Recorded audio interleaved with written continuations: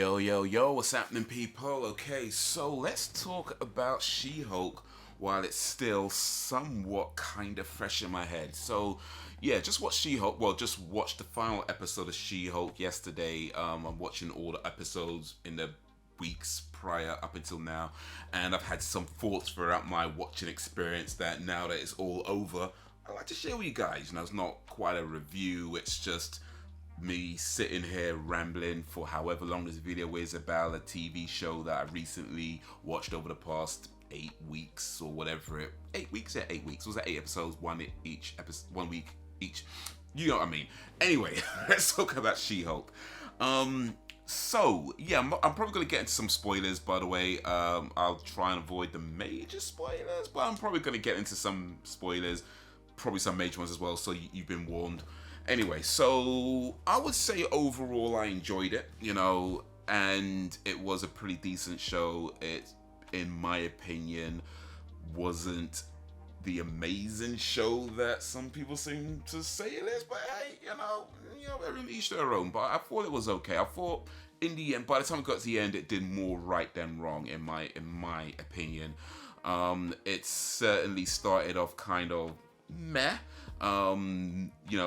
Bit boring. It seemed to not quite know what it was doing, and it just kind of went from there. And then maybe about midway, 4 or 5 episodes in or so, that's when, for me at least, it started to get more and more interesting. Maybe that's because it actually got interesting, or just because I just kept watching it and it just gets interesting anyway. I don't know. But either way, my experience watching it, about 4 or 5 episodes in, is where I felt started getting more and more interesting. And by the time it got to the end, I was thought, okay, this is a pretty cool show. Pretty decent show. I would say that one of the things about this show is that for myself, is that I have to accept that it's not made for me, And what I mean by that is, I don't think it's made for the typical comic book fan or people who normally watch, say, movies or shows based on comic books and that sort of thing, because I feel like the average, or say typical person who does that, tends to go for things that are more, action based and have maybe not necessarily complicated stories, but stories that have maybe more depth to them. Whereas this doesn't really do that. It does have some action and the story's not completely shallow, but overall it feels more like Law and Order meets Sex and the City, or I heard somebody say Ally McBeal. It feels more like that, but it's set in a superhero world. And, that's fine. I don't have an issue with people trying to do something different or making things that don't appeal to the typical comic book fans such as myself. Comic book movie show fans such as myself. I don't have an issue with that. In fact, Ms. Marvel was a show not made for me either, but I thought that was pretty cool and I still enjoyed it. And that's the thing, you can still enjoy something that isn't made for you. You can still appreciate it, you can still get something from it, and just acknowledge that ultimately I am not the target audience for this show. I'm just watching it and now giving my unasked for opinion on it. So yeah, it's not a show that's made for me, but that's never the issue. I just felt like, in my opinion, it just wasn't that interesting, and perhaps a big part of that is because it wasn't made for me, and it kind of lived in that world. I didn't watch Ally McBeal that much. I think I watched 1 or 2 episodes when Bon Jovi was on it. That's about it. And Sex and the City, I don't think I ever watched that all outside maybe a couple of clips. It just never was a show that interested me. But I should probably back up a little bit. From what I know of Sex and the City and from what I've seen of Sex and the City, it feels like a show like that. To be fair, I'm probably not too qualified to talk about Sex and the City or Ally McBeal. But it kind of felt like that kind of show from what I know of them. I did watch Law and Order though, so I feel a bit more qualified compared to Law and Order. I did watch that quite a bit. Not maybe a lot, but I watched it quite a bit. Anyway. But yeah, overall I just felt like it started off a bit, got a bit more interesting as it went along. It was like a bit weird though, because it did some cool stuff with the fourth wall breaking, which is one of these things I feel that can go really well at times, but can also go horribly wrong at times. I think for the most part it works out well. Sometimes it did feel like they maybe did it a bit too much, or just in unnecessary times. But I think for the most part they handled it well. I know it got some criticism for the CGI, and yeah, I mean, it's a show. I generally don't watch shows expecting to be the most amazing CGI ever. But yeah, there definitely was a few moments where it was like, that's a bit odd. that looks a bit cheap. Come on, Marvel. I mean, I know you're gonna spend. I know you're gonna spend $200 million on this show, but I mean, you could probably do a bit better than that still. You know what I mean? And certainly by the time it got to like the last episode, it did feel like it knew what it was doing in terms of being meta and very kind of self-referencing, very much like Scream actually, very self-referencing and breaking the fourth wall and coming out of that, and the whole thing about Kevin, and even when they talked about the CGI as well in that, so it kind of felt like perhaps cheap CGI was deliberate. Perhaps some of these things were very deliberate, and even like to the point where it's referencing the online stuff about trolls and stuff like that, which it did get some backlash on. It did get quite a bit of that as well. And how much of that is, this is what I wonder, how much of that is them being able to anticipate it because they've seen these sorts of things before, and they were able to make a show knowing full well that this is likely to happen, and because it's likely to happen, they can then create the later episodes can then reference that. How much of that is that being just their foresight and their experience writing that show versus did they make this as a response to what was going on? I mean, I wouldn't know. I'm not in the production. I would feel like I would lean more to them being able to anticipate it though, just because from what I do know about shows, yeah, you kind of have to, you can't be just making them on the fly each week. They can take a little while. But hey, maybe I'm wrong. Maybe that last episode was a complete reference to the online reaction, and the original last episode was something completely different. I don't know. But I do feel like, in my mind anyway, that a lot of that was them foreseeing how the world would react to as a superhero, a She-Hulk, whether people, how people react to, female-led things. And I'll talk a little bit about Backlash in a moment as well. So I feel like they probably did anticipate some of that, and then we're able to create a show that reflects that as well, which is a pretty cool thing. But yeah, let's talk about some of this, the Backlash, in particular the first episode of it, where she mentions She-Hulk is having this argument with Hulk, and she says that wait, okay, back up a little bit. She's having this argument with Hulk because he's trying to train her how to handle the whole Hulk thing. He's been doing it for however many years, and now he's written this whole manifesto that he's using to help her with it. And she's like, I don't need this training. I might be paraphrasing a little bit, but she says something along the lines of, I don't need to do this. I'm already an expert at managing my anger because I do this infinitely more than you. And that's the one that got a lot of controversy. So let's talk about that a little bit.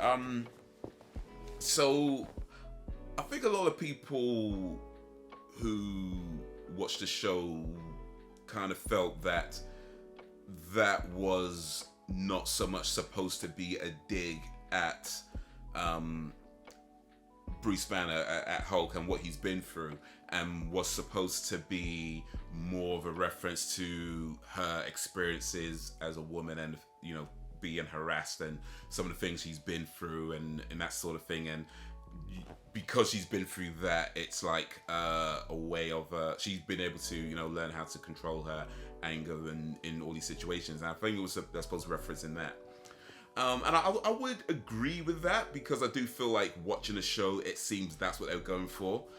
That being said, I do think it's fair to say that, yeah, they probably chose the wrong words. And but also it's like one of these things, and how seriously do you want to take this? Because on one hand, TV shows aren't just TV shows. They do make references to real life issues and real life things, and they do often try to go into sort of deeper areas of our selves and society and all these sorts of things. But also it's Marvel, and it's pretty much just a throwaway comment. It's the type of thing that most people would say in a similar situation that isn't necessarily supposed to be taken that deeply. But if we are going to talk about this seriously, then we start getting into comparing trauma. And my thoughts on that would be, I don't believe it's good to compare trauma. I don't think that's what that's what they were intending on doing.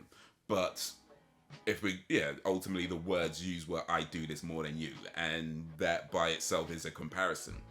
And I do think we have to be, if we are going to talk about trauma and mental health and all these things in serious ways, then I think part of that is not comparing what we've been through. We all experience life differently. We all experience things in vastly different ways, and to say one person's trauma is better or is worse or more valid of attention than another person's trauma, it kind of ignores what people have been through. And even if another person, say, hasn't been through as much as what you might have been through, ultimately, again, we experience life differently, and what things might mean to one person could be vastly different to what it means to another person. So you might be looking at one person and what they've been through and think that doesn't sound like much, because maybe to you it isn't, but to that person, that not much could be everything, because different reference point, different experiences that inform us in different ways. So